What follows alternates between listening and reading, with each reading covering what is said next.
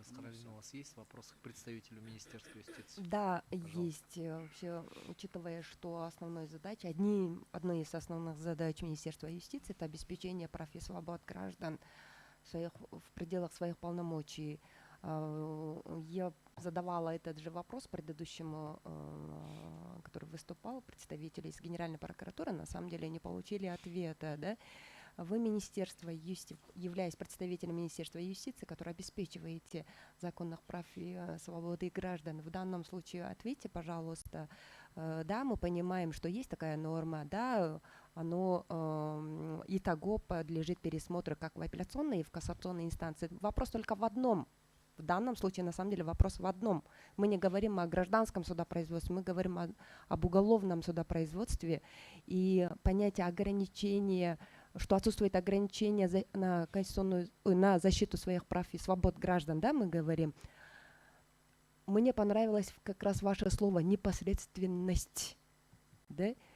И если вот тот же вопрос, если у человека в данном случае отсутствует непосредственно в тот момент обратиться с жалобой на принятый промежуточный судебный акт об отказе в удовлетворении, либо наоборот в удовлетворении любого ходатайства, которое идет вразрез его интересов, и того в связи с тем, что должным образом не дана оценка на тот момент и привело к обвинительному приговору, и человек на самом деле находится под арестом, и полгода, год он будет оспаривать это уже находясь в СИЗО или в колонии. Это, по-вашему, не ограничение его прав и свобод? Мы не говорим и того, что он не имеет права обжаловать. Мы в данном случае говорим о его интересах. Если бы в свое время была бы дана правильная оценка, и того пришел бы к тому, что вышел бы, например, оправдательный приговор, это уже другой вопрос. Вот это, по-вашему, это не ограничение. И даже по результатам рассмотрения Верховным судом человек будет оправдываться по истечении года-два, государство должно выплатить какую-то компенсацию, потому что подлежит реабилитации. Это тоже нужно рассматривать. Вот это, по-вашему, это не ограничение прав и свобод граждан? Спасибо, я понял ваш вопрос.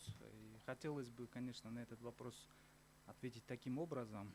То, что, как я уже отметил, существует, конечно, я полагаю, существуют определенные ограничения вот, именно в подаче вот этих промежуточных актов суда.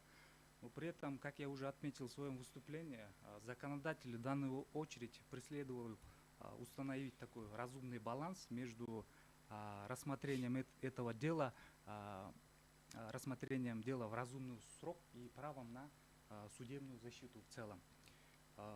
Как мы уже отметили, в случае даже если предоставление, если такого права обжалования таких решений, то необходимо смотреть и обратную сторону, как уже коллеги выше отметили.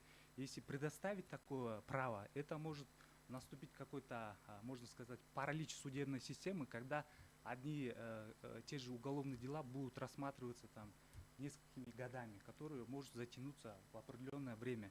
И, соответственно, этот же момент также может ухудшить права свободы именно в данном случае, можно сказать, потерпевшей стороны.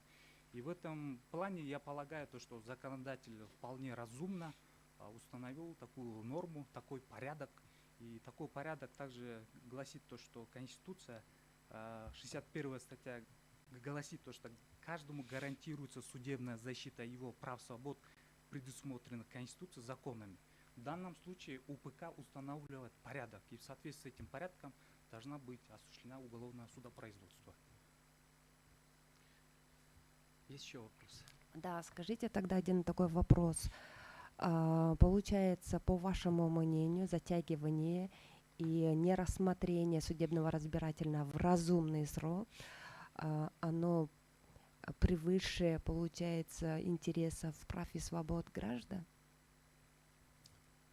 Как я уже отметил, я не говорю то, что выше или ниже. Это, можно сказать, такая золотая середина, это разумный баланс между разумным сроком и правом на обжалование. То есть иное на сегодняшний день не придумано, поэтому данная норма на сегодняшний день является оптимальной нормой. Вопросов больше нет. Самат Хаштубекович, У меня вопросов нет. уважаемые коллеги, присаживайтесь. Спасибо.